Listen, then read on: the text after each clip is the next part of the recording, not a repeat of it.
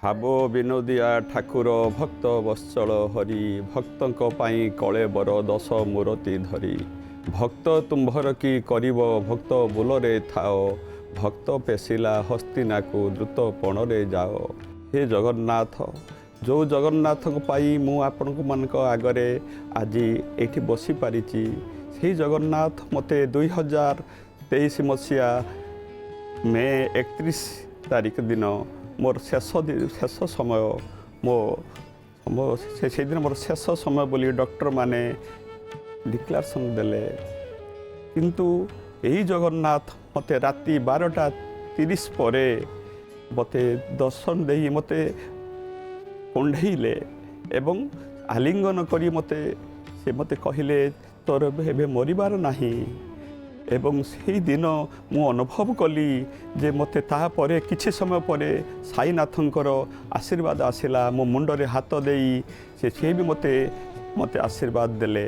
ସେଦିନକର କଥା ଏବଂ ଡକ୍ଟରମାନେ ସମସ୍ତେ ନିରାଶ କରିଦେଲେ ଯେ 50% ଆଉ ଆଶା ରଖନ୍ତୁ ନାହିଁ। ମୋ ପରିବାର, ମୋ ନିଜ ଲୋକମାନେ ଏବଂ ମୋତେ ଭଲ ପାଉଥିବା ଲୋକମାନେ, ମୋ ଗୁରୁଦେବ ଶ୍ୟାମାନନ୍ଦ ମହାରାଜ, ପ୍ରସନ୍ନ କୁମାର ପାଠଶାଣୀ ପୂର୍ବତନ MP, ସମସ୍ତେ ଏଠି ଦଣ୍ଡାୟମାନ ଥାନ୍ତି। ପ୍ରଭୁଙ୍କର ଆଶୀର୍ବାଦ ମୋତେ ଏମିତି ଭାବରେ ସେ ଆଶୀର୍ବାଦ ଦେଲେ। ମୁଁ ଆଜି ଆପଣ 2 ବର୍ଷ 10 ମାସ ମଧ୍ୟରେ ମୁଁ ଆପଣଙ୍କ ପାଖରେ ସେଇ ଜଗନ୍ନାଥଙ୍କ ପାଇଁ ଏଠି ଦଣ୍ଡାୟମାନ ହୋଇପାରିଛି। ଯେଉଁ ପୂର୍ବ ସମୟ ମୋର ମନେ ପଡ଼ିଗଲେ ମୁଁ ନିଜକୁ ନିଜେ ବୁଝିପାରେନି ଯେ ମୁଁ ପ୍ରକୃତରେ ତ ମୋର ବଞ୍ଚିବାର ଆଉ ନଥିଲା, ମୋତେ କେମିତି ମୁଁ ବଞ୍ଚିଲି।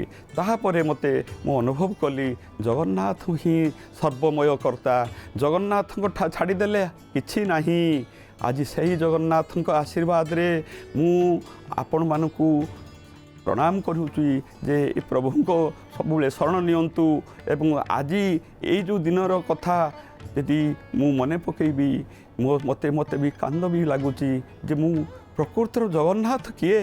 ଶଙ୍କରାଚାର୍ଯ୍ୟଙ୍କର ଯିଏ ଆପଣଙ୍କର ଶିଷ୍ୟ ଥିଲେ, ସିଏ ଶ୍ୟାମାନନ୍ଦ ମହାରାଜ, ସିଏ ଆସିକି ଆମ ଘର ପାଖରେ ପହଞ୍ଚିଲେ ଯେ ପଠେଇଛନ୍ତି ଶଙ୍କରାଚାର୍ଯ୍ୟ ପ୍ରସାଦ ପଠେଇଛନ୍ତି ନେଇକି ମୋତେ ପ୍ରସାଦ ଦେବା ପାଇଁ। ମୁଁ ପାଇସାରିଲା ପରେ ମୋ ଦେହ କେମିତି ଲାଗୁଛି? ମୁଁ କହିଲି ମୋ ଦେହଟି ଭଲ ଲାଗୁନାହିଁ। ତାପରେ ମୁଁ ଆପଣଙ୍କର ମେଡ଼ିକାଲ ଗଲି।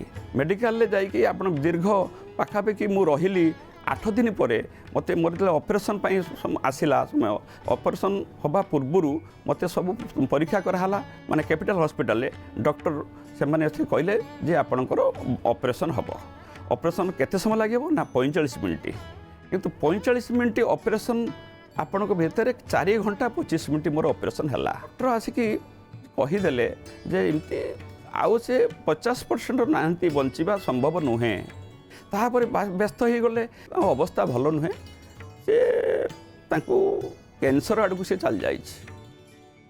ଏବଂ ଏ କଥା ସମସ୍ତେ ଜାଣିଲେ। ଯେଉଁ ଆମର ପ୍ରସନ୍ନ ପାଠଶାଣୀ ଆମ ଗୁରୁଦେବ, ଆପଣ ସେତେବେଳେ ସମସ୍ତେ ଆସିକି ପହଞ୍ଚିଲେ, ଦେଖିଲେ ଯେ ସମସ୍ତେ ଆମର କାନ୍ଦ, ଆମ ପିଲାମାନେ, ମୋର ଯିଏ ସମ୍ପର୍କୀୟ ଲୋକ, ସେ ସବୁ କାନ୍ଦ ଚାଲିଥାଏ। ଏ କଥା ପରେ ମୋତେ ନେଇଗଲେ ସେଣ୍ଟ୍ରାଲ ଆଇସିୟୁରେ। ରାତି ପାଖାପାଖି 12ଟା-1 ଭିତରେ ହେବ, ଗୋଟେ ବିକଟାଳ ଶବ୍ଦ ଆସିଲା। ଏ ଶବ୍ଦରେ ଦେଖାଗଲା, ମୁଁ ଟିକେ ଆଖି ଉପରକୁ ଦେଖିଲି, ସେତେବେଳେ ଯେ ଭଗବାନ ଜଗନ୍ନାଥ ନିଜେ ଆସୁଛନ୍ତି। ଆସିକି ମୋତେ ଆଲିଙ୍ଗନ କଲେ ଏବଂ ମୋତେ କହିଲେ, ତୁମେ ଯାଅ। ମୋତେ ଦେଇଦେଲେ, ମୋତେ ଆଶୀର୍ବାଦ ଦେଇ କହିଲେ, ତୁମେ ଯାଅ, ତୁମର ଆଉ କିଛି ହେବ ନାହିଁ।